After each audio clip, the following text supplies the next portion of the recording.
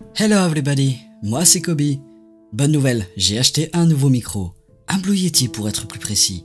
C'est beaucoup mieux niveau son, c'est sûr, mais c'est aussi plus pratique pour enregistrer.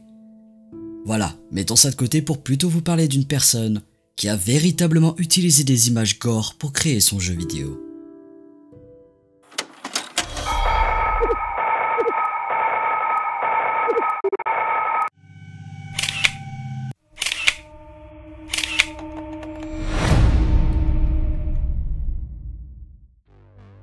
En 2016, le 16 janvier plus précisément, un jeu sorti sur GameJolt, qui pour ceux qui ne connaissent pas, est une plateforme communautaire où des créateurs amateurs de jeux vidéo peuvent partager leurs créations.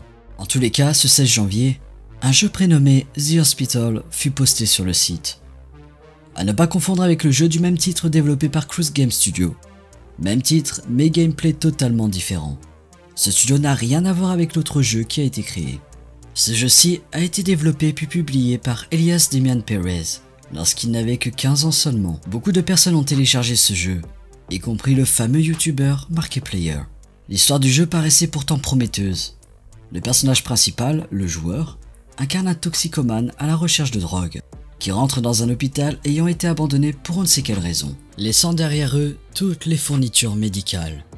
Et c'est en avançant dans le jeu que l'on apprend l'horrible raison pourquoi l'hôpital a été abandonné si urgemment. Mark posta son playthrough le 22 janvier 2016. Et c'est 7 années plus tard que ses fans l'informa sur Twitter que les jumpscares dans le jeu étaient issus de véritables images gore. Comment eux-mêmes l'ont-ils su? Aucune idée. Mais l'info se propagea en quelques minutes. Comme la plupart des infos sur les réseaux sociaux. Ses fans lui avaient écrit « Hey, je supprimerai ta vieille vidéo The Hospital si j'étais toi. Elle contient des choses assez viles et dégoûtantes qui ne devraient définitivement pas se retrouver sur YouTube, en particulier dans des jumpscares. Markiplier, les jumpscares dans ta vidéo The Hospital que tu as postée en 2016 est du véritable gore. S'il te plaît, supprime-la ou reposte-la avec les images floutées. Markiplier, tu devrais aller voir ton let's play de The Hospital qui date de 2016. Il y a du vrai gore non censuré dans ta vidéo. » Après tous ces messages, Mark supprima la vidéo définitivement le 11 juillet 2023. Mais plus tard en 2023, plusieurs re-uploads de sa vidéo ressurgissent. Et même si GameJolt a dit avoir supprimé le titre de leur plateforme, celui-ci est bel et bien toujours visible si l'on recherche le nom du développeur. Ce que j'ai trouvé étrange cependant est cette personne, Old Game. Au premier abord, son commentaire paraît tout à fait normal, mais si l'on regarde bien, l'anglais utilisé ici est très mal écrit. Ce qui veut dire que ce n'est pas la langue principale de cette personne. Ok, ça peut paraître a bit far-stretched et peut-être que j'ai tort. En fait, j'ai sûrement tort. Mais je crois que cette personne, ce Old Game et Elias Demian Perez sont la même personne. J'explique mon raisonnement. Lorsque l'on regarde la photo de profil d'Old Game, l'on peut y voir un monstre, qui est le même monstre apparaissant dans The Hospital. J'ai donc fait une recherche d'image inversée et découvert que ce monstre est en fait un asset de Unity appelé Tyrant Zombie. Old Game a aussi utilisé cet asset dans ses jeux Tyrant et Pity Fuel. Et bizarrement, Old Game sait parfaitement où Elias a trouvé ses kits et assets, comme dit dans cette conversation avec un autre utilisateur. Pourtant, même en me mettant dans la peau d'une personne qui voudrait recréer le jeu d'Elias en utilisant les mêmes assets, c'est pratiquement impossible de les trouver sur YouTube en tapant uniquement dans la barre de recherche. Car lorsque l'on tape Horror Kit Unity, comme vous pouvez le voir, il y a une tonne de résultats.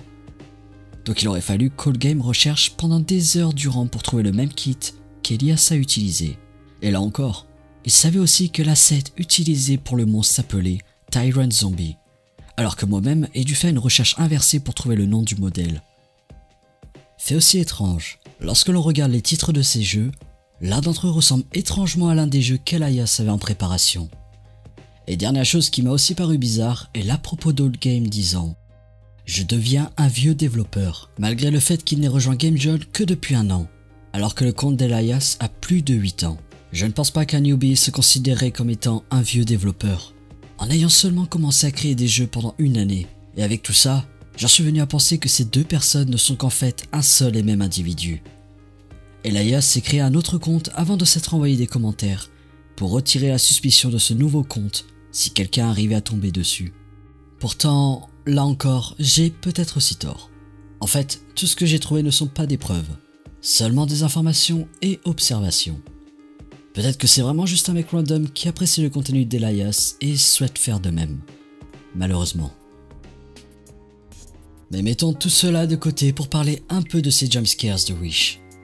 Certaines personnes ayant pu voir la description du jeu avant qu'elle ne soit supprimée, ont dit que le développeur avait expliqué avoir créé ce jeu lorsqu'il avait 15 ans. Il pensait que ces images étaient une bonne addition pour rendre son jeu plus effrayant. Il en était apparemment très fier, et traitait toute personne se plaignant comme étant trop sensible et sans humour.